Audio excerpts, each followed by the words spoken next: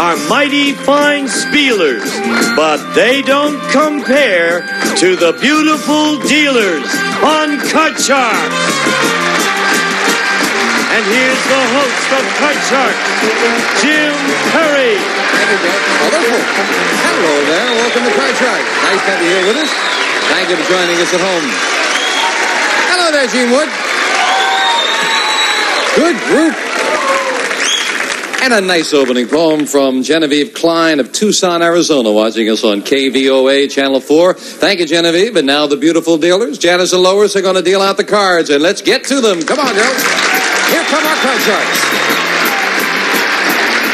Kristen Engel, our champion. Hi, Kristen. Yeah. Nice to see you again. Thank you. And won't you again tell us about yourself? I'd be happy to. My name is Kristen Engel, and I reside in Irvine, California with my 12-year-old daughter. And I am blissfully unmarried.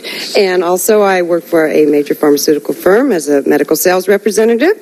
And in my spare time, I enjoy snow skiing, playing backgammon, racquetball, coaching girls soccer. And recently I've taken up whitewater rafting. Blissfully single. Yes. Does that mean if the handsomest guy in the world came in here and said, marry me, you'd want to remain single? Yes. Really? That's definitely blissful. And you are an excellent player here. Thank Kristen you. won one match, and in that one match, she won $5,050 in cash. Good player. We're meeting our challenger for the first time, Marty Lindstrom. Hi, Marty. Nice to meet you. How you doing? I'm fine. Won't you tell us about you? Well, my name is Marty Lindstrom, and I'm originally from the west side of Chicago. I now live down in San Diego on the ocean. I'm a regional sales manager for an insurance company, and I'm in charge of hiring and firing. Oh. Is it easier or harder to fire someone than to hire them? Well, it all depends on the individual. Every once in a while, you find that one guy that it's heaven to get rid of him. Ah, you can enjoy that, Yes. huh? Nice to have you here with us, Marty. You both cut the cards? Yes, we Yes. did. And here we go. We start the best 2 out of 3 with a question to the champion. Kristen? Yes. We found 100 married women who eloped. And we asked them, when you eloped, did you really use a ladder to get out of your bedroom window? You've all heard those stories. How many women who eloped used a ladder to get out of the bedroom window? Well, I think that it's true what you say. It is more of a story. I think it happened maybe a lot more frequently a long time ago than it does anymore. I'd say that might be relatively low as, 28. Kristen says 28 out of 100 used the ladder when they eloped. What do you think, Marty? I think that's still an old-fashioned to go out your window down the ladder with your boyfriend. It's probably much more planned out, so it's going to be lower. You say lower. If it is lower, Marty, you'll play your cards. If not, Kristen plays hers. The actual number of women who eloped to use a ladder to get out of the bedroom window is 0. None of them. Not a one. I guess it is more of a story. And Marty, the challenger, starts off the match with a 5. Change it. You win the question. You have the right to change it. A jack. Lower. Go Lower than a jack. Oh, no, an ace is not lower. Kristen, right away, you get a free chance to play a 7. Oh, higher. Higher than a 7. No, it's not. Janice will fill in the spaces with the next cards off the top of your deck. That's right. I remember with the last show, Kristen, you stare at them for a moment before you make that decision. Marty, here's your first question. Marty, we asked 100 people. If your local TV station showed a film of a baby being born as part of the evening news, would you be offended?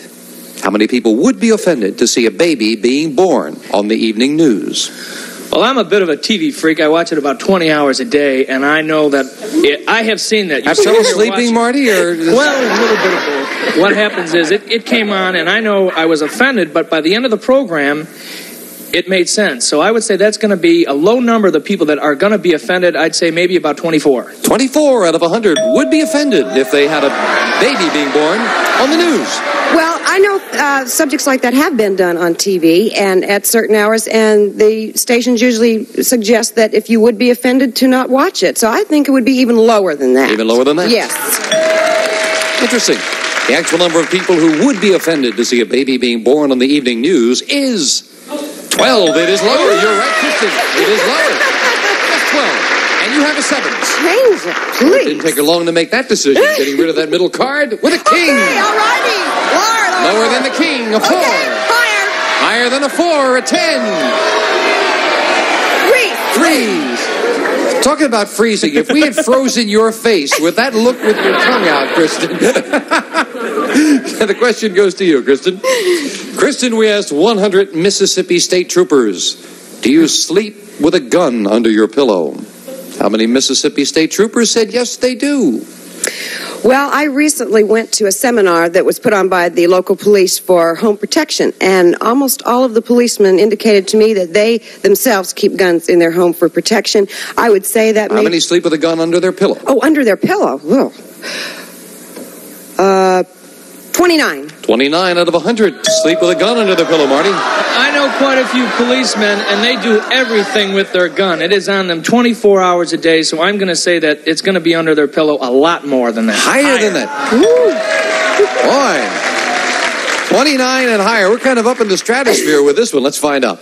The actual number of Mississippi State Troopers who sleep with a gun under their pillow is 4. That's all, just 4. 4 Mississippi State Troopers. I wonder if they still believe in the pistol fairy. Kristen, you've got a 10. Change it. You want to get rid of the 10? What if it's under the pillow? Remember the tooth fairy? Never mind. The 10 an 8. Oh, boo-hoo. Lower. Lower than an 8. She's right for the 5. Higher. For the first game of the match, higher. It is higher. Well, she makes the right decisions, and it's game 1 to the champion with $100. We'll be right back with game 2 right after this. And it's game 1 to the champion. Janice, in her quiet fuchsia dress, will deal out the same 2 decks of cards with the next cards off the top of the deck. And, Marty, you need this game. Definitely. And the question to you, Marty. We asked 100 psychiatrists, generally speaking, is it normal for 2 people in love to occasionally feel like they hate each other? How many psychiatrists said, yeah, it's normal for 2 people in love to occasionally feel like they hate each other? Well, psychiatrists, they really look into a person's head a lot, so they're going to want people to get their emotions really out. So I think they would feel that people should hate each other every once in a while to get it out of their system. So it's going to be a high number, say about, 61. 61 out of 100 say if you love someone, you could still occasionally hate them. That's what the I'm going psychiatrists to have feel. to go against the audience and say I think it's even higher, because I've talked to many psychiatrists, and they have said that you definitely, to have any feelings at all with somebody, you can go to the extreme, and they suggest that a lot. So I'm going to say I think they would think even higher. So you say even more. Higher. More. It's interesting. You're not only saying that it's possible to hate, but you're both saying that in many ways you should, which I find fascinating with your thinking. Marty says 61. Kristen says higher. The actual number of psychiatrists who said it is normal for 2 people in love to occasionally feel like they hate each other is 97. Almost everyone. Wow. I guess it's the opposite side of the coin. And Kristen, you have a 10. Oh, I'm going to change that. Chasing the 10 to a 6. Ooh. Ooh. Higher. Higher than a 6. A jack. Lower than a jack. A 9. 3. I keep looking. Kristen, you have a look for all seasons. Every card's got a different look. Question goes to you, Kristen. We asked 100 bachelors right now on a scale of cleanliness of 1 to 10, with the 10 being spotless. Is your house below a 5? How many bachelors said their house is so dirty it would rate below a 5? Bachelors. Well, I know quite a few bachelors, and most of them, along with liking to cook and that type of thing, they keep their homes very neat, or at least the ones I do. So I would have to say they're... But how many are below a 5? Oh, below a 5. Below a 5. I'd say 41. 41 out of Said they were 100 below. say their house is in effect below average in staying clean. Well, I'm still a bachelor myself. I'm still happy, and there's every once in a while, there's nothing to do but keep the place clean. So I think it's going to be even higher than the 41. And now, how many say it's so dirty? You say it lower, all right? Lower. Nothing else to do, so you clean out. There you go. Those other 4 hours when you're not watching TV, right? Kristen says 41 and Marty says lower. The actual number of bachelors who said their house is so dirty it would rate below a 5 is 25. Marty's right. It is lower. And Marty, as your base card, you've got a 2. Higher. Higher than a 2, a 9. Freeze. Good. And you were happy you got that middle card, huh, Kristen? Sure. Question to you, Marty. Marty, we asked 100 women. Have you ever seen the inside of a men's room? How many women have seen the inside of a men's room? Well, it's either by mistake or curiosity, or maybe they've got a little boy they have to bring in there. I would say that quite a few women have seen the inside, and 66. 66. Kristen? Oh, I have to say higher than that because I know I have, and I know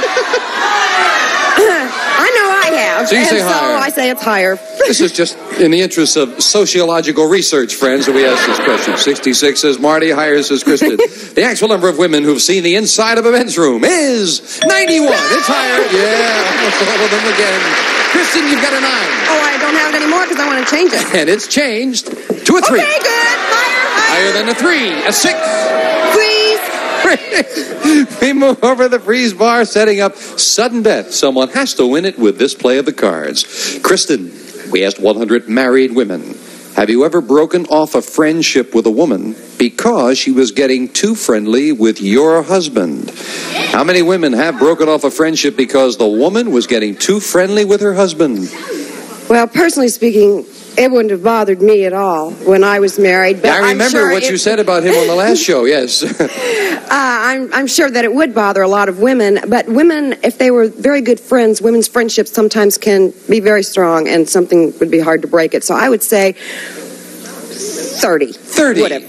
What was the term you used for your ex-husband? What was it? The last show what was it? Yahoo. A yahoo, yes. I remember. A yahoo.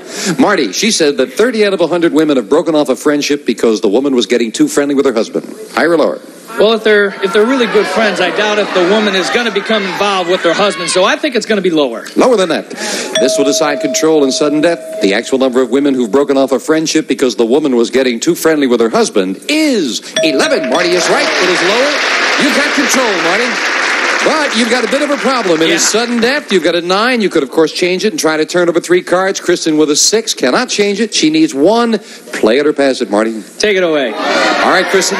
Call it right. You go for the big money. Call it wrong. We have a tie. With a 6, what do you say? Higher. Higher than a 6? No, it's not. And Marty ties it up in sudden death. Wow. I thought you were kind of taking a chance. She had a little room to maneuver there with the 6. So it is 1 game each, $100 each, and here comes the tiebreaker with 3 cards up there, 3 questions here. Good match. Question to you, Marty. Marty, we found 100 men who are top business executives. These are the heads of some of the country's largest corporations. And we asked them, who really runs things in your office, you or your secretary? How many business executives admitted their secretary runs things in their office?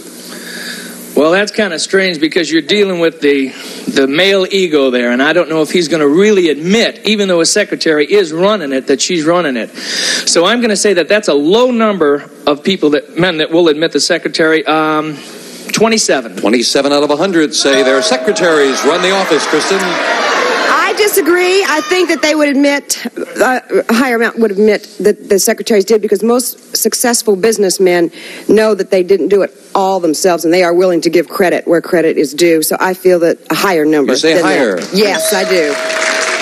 And, of course, also going along with that, it's possible that they feel they're running other things, let the secretary run the office. So it'll be interesting to see how that comes out. 27 for Marty, higher for Kristen. The actual number of business executives who admitted their secretary runs things in the office is 16, not higher. Marty was right. It was lower. And Marty starts off the tiebreaker with a 6. Change that. Big change with only 3 cards. A king. Lower. Lower than a king. A 3. Higher. We have a new champion. If it's higher, you do. Marty wins it. And Kristen, we have to say goodbye, but boy, you've done well. $5,150 in cash. Thanks for being here. Okay, Kristen. Marty, come on down here.